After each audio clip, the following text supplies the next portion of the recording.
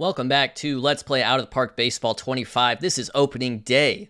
We are going to play through this game. We're going to get sort of a 3D view of what's happening on the field, and then we're going to generally simulate the rest of our games, unless we, for whatever reason, make the playoffs this year. I am not anticipating that, but here's our lineup versus Cleveland's. It'll be Shane Bieber versus JP Sears. Let's see how we can do in our first game in charge of the Oakland A's. And that is a great start for JP Sears. He is perfect through 3. One clean trip through the Guardians lineup, but we don't have a base runner yet either, so who's going to be the first to crack? Ooh, Geloff on 2 strikes. Yep, that is going to be our first hit of the season. Will it go for a double? Yes, it will. Okay, so we have a runner in scoring position here. That was our first hit, our first base runner of the season here in the bottom of the 3rd.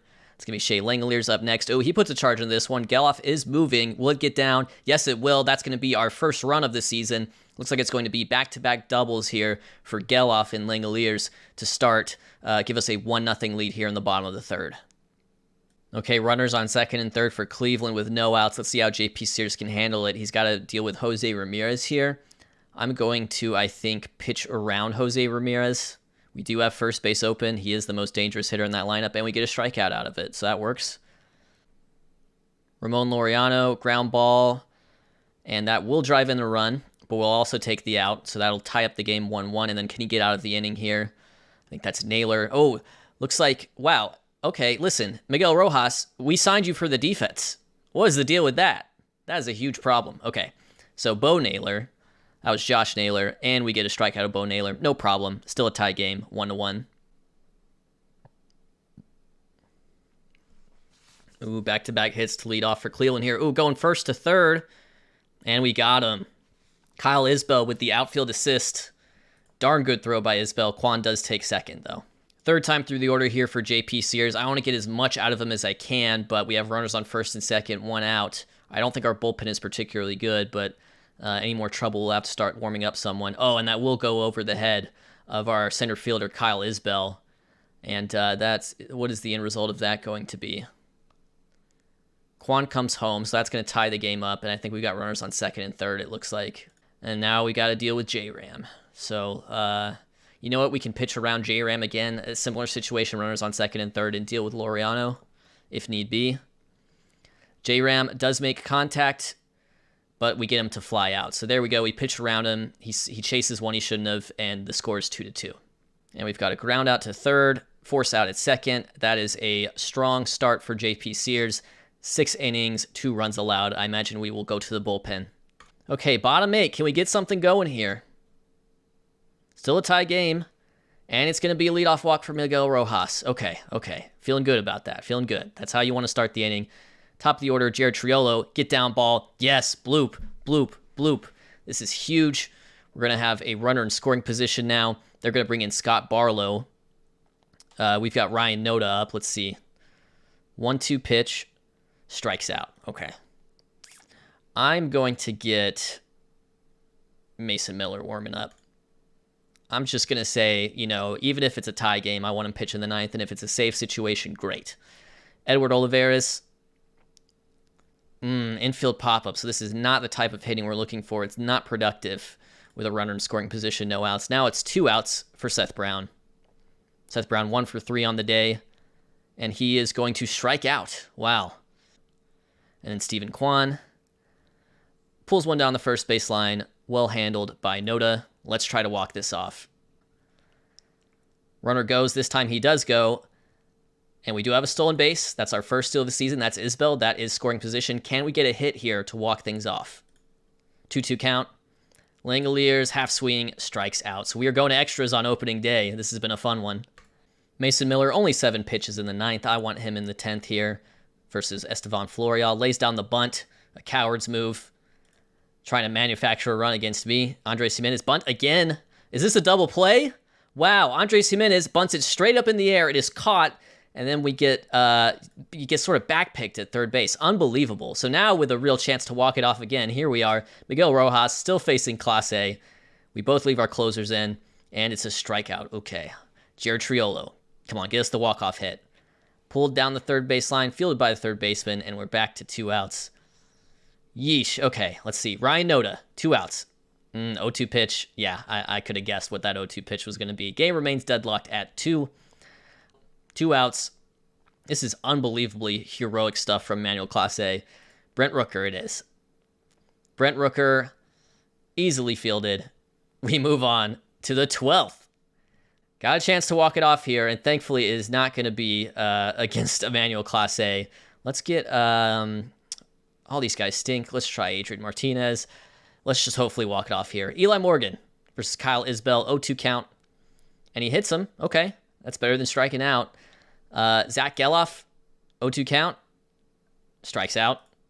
First out of the inning, Shea Langoliers, walk-off. Strikes out. Nope. Eli Morgan's just giving it to us right now. Miguel Rojas.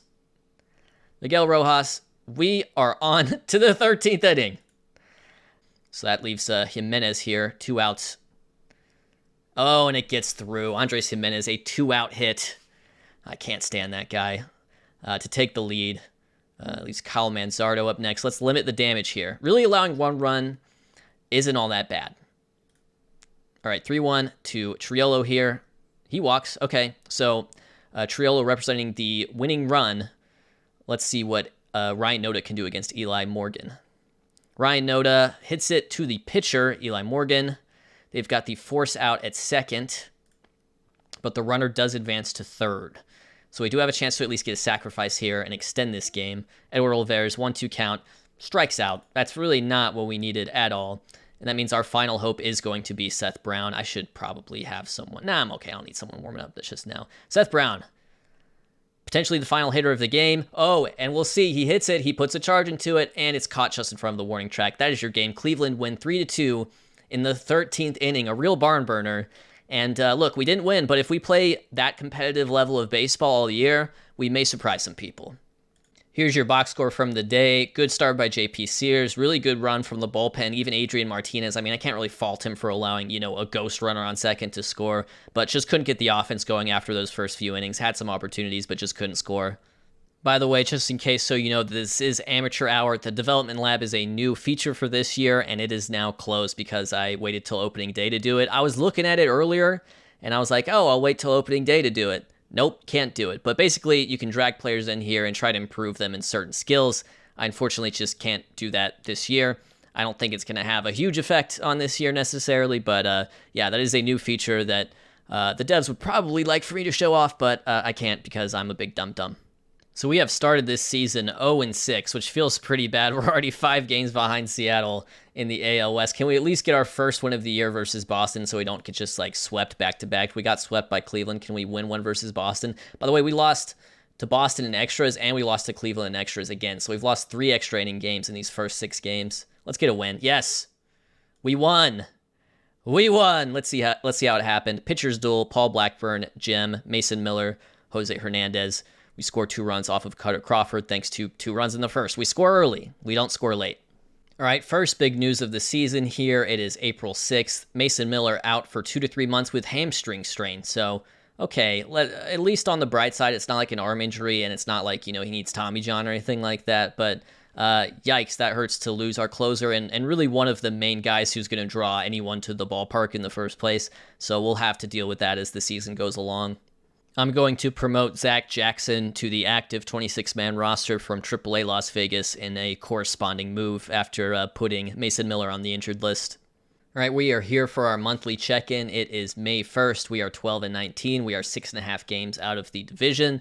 Not the worst start, but certainly not the best. I would say overall our offense is looking poor and our pitching is looking pretty good, which is kind of what we're looking for in a way. I was definitely willing to sacrifice offense, willing to sacrifice run scoring in order to make sure we have a good defense, and that good defense helps the pitching. So we're 12th in runs scored, we're 15th in OPS, so maybe we deserve to be worse than 12th in runs scored if that's the case. But if you look at our pitching stats, our starters ERA 2nd in the American League, our bullpen is about average, and our defensive efficiency, we're 1st in the American League, we're 4th in zone rating, so we've done well in terms of our defense. Looking at our rotation here, that is definitely what is standing out. JP Sears, Paul Blackburn, Ross Stripling, Mitch Spence, all ERAs under 4, Stripling and Sears under 3. Alex Wood is the only member of the rotation who's kind of lagging behind, but even he's been doing better lately.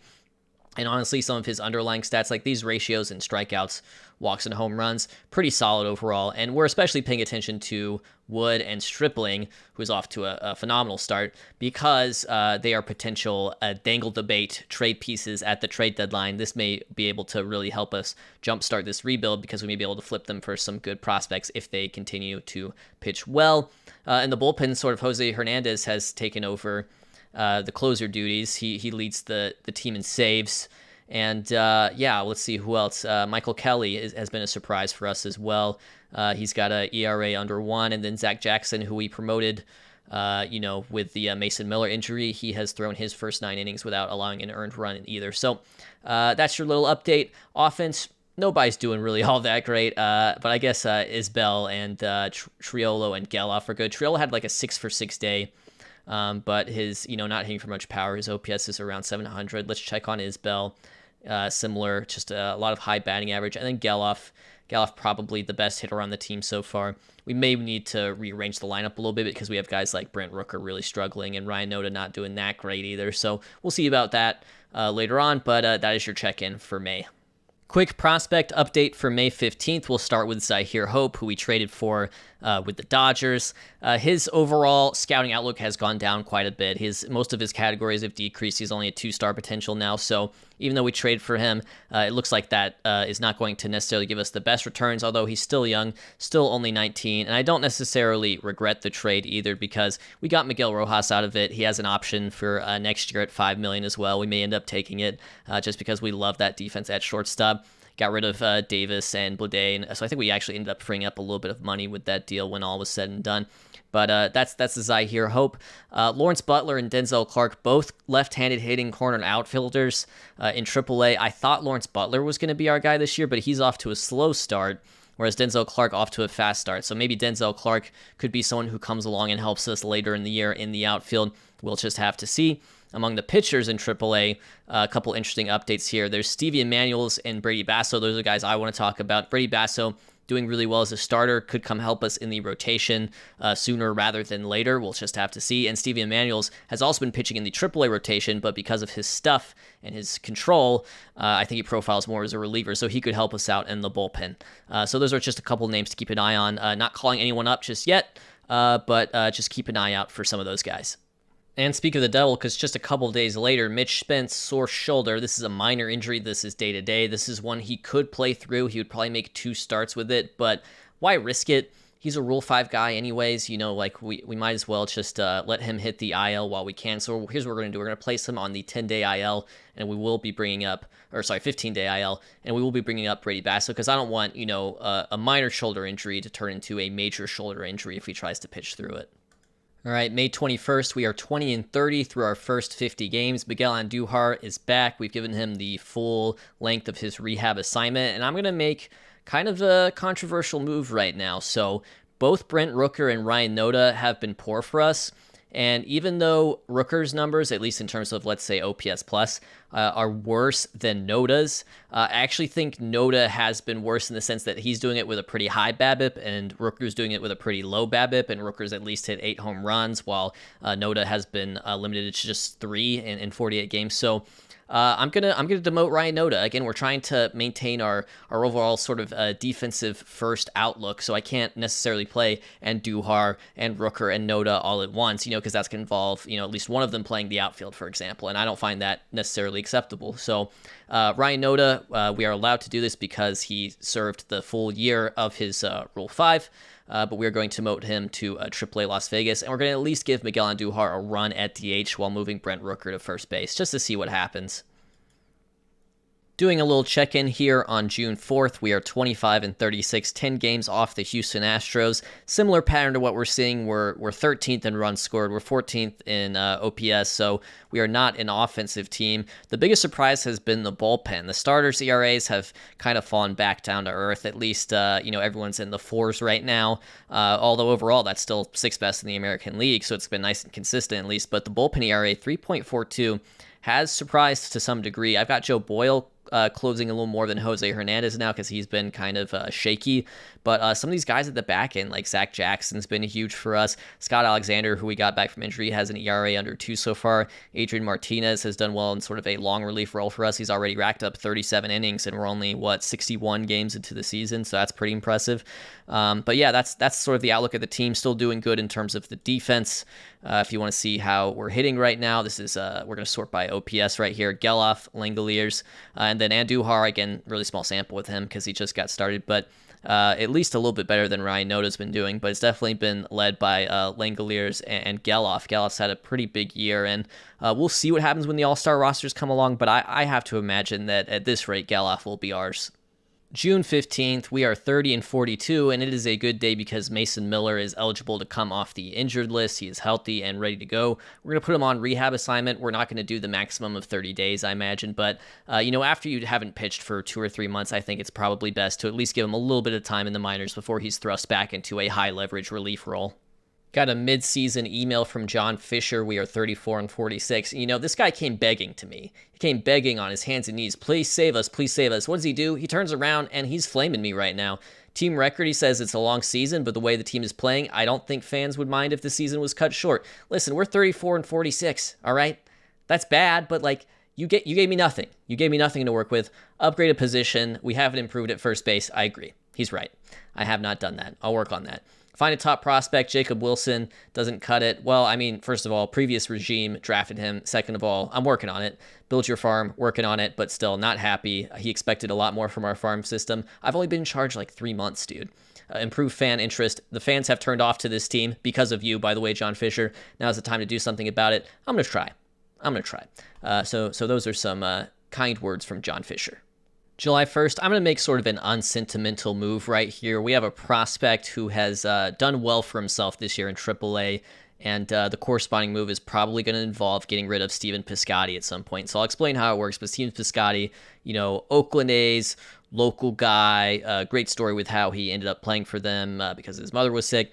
So that's Steven Piscotty. I think his tenure is most likely over with us.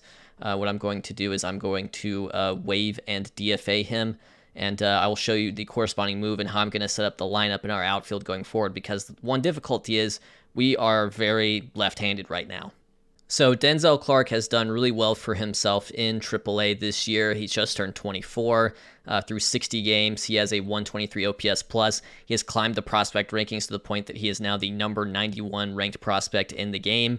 And I'm excited for him, and I want to give him just a crack at the big leagues. It may be a little early for that. Again, only 60 games at AAA, but Piscotty's given us below replacement level, and I think we can find a way to platoon him with Olivares that'll make both of them better, and it'll make the team better. And I also like that his outfield range is 65 because we haven't really had a guy other than Isbell on the roster who's capable of playing center field. So this can be sort of a fourth outfielder platoon type situation for Denzel Clark as he makes a transition from the minor leagues to the major leagues.